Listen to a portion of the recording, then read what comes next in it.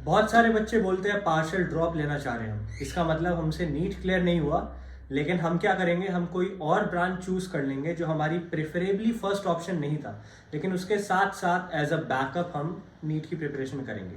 इससे दो चीज़ें होने वाली है। पहली चीज़, हमारा साल बच जाएगा, और दूसरी चीज़, हमारे पास एक बैकअप बन जाएगा। इसका मतलब अगर हमारा नीट क्लियर नहीं होता है तो हमारे पास एटलीस्ट BMS, आयुर्वेद या फिर कुछ और स्ट्रीम जरूर रहेगी जो हम एज अ बैकअप ले सकते हैं। पार्शियल ड्रॉप के साथ कुछ कमियां भी और कुछ प्लस पॉइंट्स भी है। तो प्लस पॉइंट तो सबको पता होते हैं कि हमारा साल बच जाएगा और हमारे पास एक बैकअप आ जाएगा, लेकिन नेगेटिव पॉइंट्स क्या है?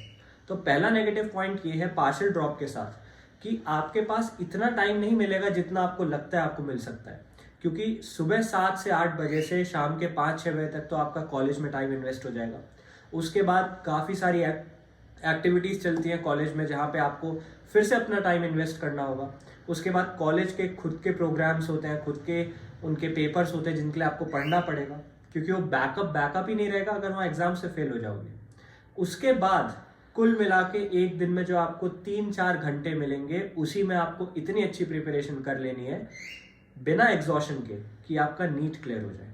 तो इसलिए पार्शियल ड्रॉप को मैं उतना सपोर्ट नहीं करता हूँ। लाइव एग्जाम्पल्स की बात करूँ तो मेरे खुद के दोस्त ऐसे हैं जिन्होंने पार्शियल ड्रॉप के लिए प्रिपेयर किया, पार्शियल ड्रॉप लिया, बट उनका उतना सिग्निफिकेंट जंप नहीं आया इस कोर्स में।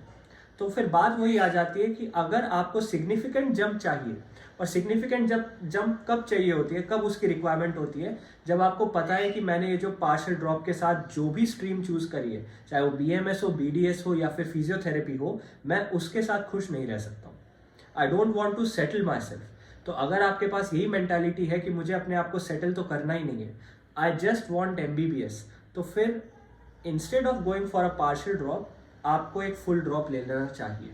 तो यहाँ तो हमने सॉल्व कर दिया क्वेश्चन कि should I go for partial drop या फिर फुल ड्रॉप, क्योंकि फुल ड्रॉप में आपको 100% टाइम मिलेगा जो आप इन्वेस्ट कर सकते हो, घर पे रह के पढ़ सकते हो, माहौल अच्छा रहता है, आपका एक रीजनेबली नोन एनवायरनमेंट होता है, तो वहाँ पे पढ़ाई अच्छे से हो पाती है।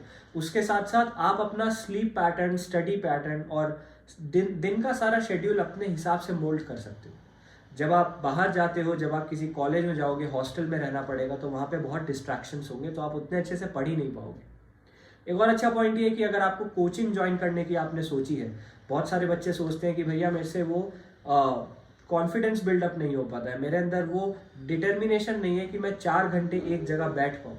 तो इस केस में मैं कोचिंग ज्वाइन कर लेता हूँ ताकि वो स्ट्रिक्टली मुझे बिठा के रखे और मेरे पास वो सिटिंग हैबिट जनरेट हो जाए, एक डेडिकेटेड टाइम पीरियड एक दिन में मैं पढ़ाई के लिए दे सकूँ। तो ये चीज़ें तब नहीं हो सकती जब आप पार्शियल ड्रॉप लोगे। तो अगर मेरा ऑनेस्ट पॉइंट ऑफ व्यू चाहिए कि should I go for partial drop और फुल ड्रॉप, तो आपको फुल ड्रॉप के लिए ही जाना चाहिए। Only go for partial drop अगर आपके पास बहुत ही मार्जिनलाइज्ड अंतर है between the stream that you are aiming for, that is MBBS, and the stream that you are getting. इसका मतलब एक बार ही अगर 1% चांस रहता है कि आपको नहीं मिल पाता MBBS और आप BMS के साथ रह जाते हो, और अगर आपको रिग्रेट नहीं है इस बात की, रिग्रेट आज नहीं होती है, रिग्रेट आज से 10 साल बाद होती है। तो मैं चाहता हूँ ऐसा ना हो कि आज से 10 साल बाद आप किसी सर्जन को देखो और लगे कि I could have been that man, लेकिन आज मैं नहीं हूँ। तो अगर आपको लगता है ऐसा कुछ नहीं होने वाला है तो आप पार्शियल ड्रॉप ले सकते हो, वरना नहीं लेना चाहिए। एक और बात यह है कि टाइम्स ऑफ इंडिया की एक स्टडी थी, एक आर्टिकल मैं पढ़ रहा था जिसमें उन्होंने लिखा था, एक करियर काउंसलर ने वो आर्टिकल लिखा था जिनमें उन्होंने लिखा ड्रॉप्स लेने के बाद भी 95% ऑफ स्टूडेंट्स में सिग्निफिकेंट जंप इन मार्क्स नहीं होती है। इसका मतलब ड्रॉप लेना ऑलरेडी एक बहुत बड़ा गैम्बल होता है। अब तो देखो NCERT से भी सिलेबस डिडक्ट होता जा रहा है, उतनी स्पीड से सीट्स नहीं बढ़ती जितनी स्पीड से बच्चे बढ़ते जाते हैं, और कंपटीशन एंड कट ऑफ बढ़ता ही चला जाएगा, उसमें कोई दो राय नहीं है। ऐसा नहीं है कि आज 600 में मिला तो नेक्स्ट ईयर हो सकता है 550 पहुंच जाए। ड्रॉप कभी नहीं करेगा क्योंकि हर साल बच्चे बढ़ते रहेंगे। तो जिस तरीके से पॉपुलेशन एक्सप्लोजन हो रहा है एंड सैचुरेशन आ रहा है MBBS की फील्ड में, क्योंकि अब आपको पता है कि MBBS डॉक्टर की average salary without experience per month 30,000 to 50,000 है एट मैक्स, इससे कम भी जाती है। तो इस सब को दिमाग में रखते हुए आपको देखना है कि आप जो टाइम इन्वेस्ट कर रहे हो, चाहे वो पार्शियल ड्रॉप में है चाहे फुल ड्रॉप में है, क्या वो वर्थ इट है। क्योंकि एक MBBS की जर्नी बहुत लंबी होती है, ऑलरेडी बहुत लंबी है। एंड अगर आपकी एज अभी 20 ईयर्स है और आपको ऑलरेडी 9 to 10 ईयर्स लग जाएंगे PG करने में, तो 30 साल की उम्र में आप पोस्ट ग्रेजुएट होंगे, सर्जन बन जाओगे। लेकिन अगर आप ड्रॉप ले जाओ तो वो 1 साल और बढ़ जाएगा।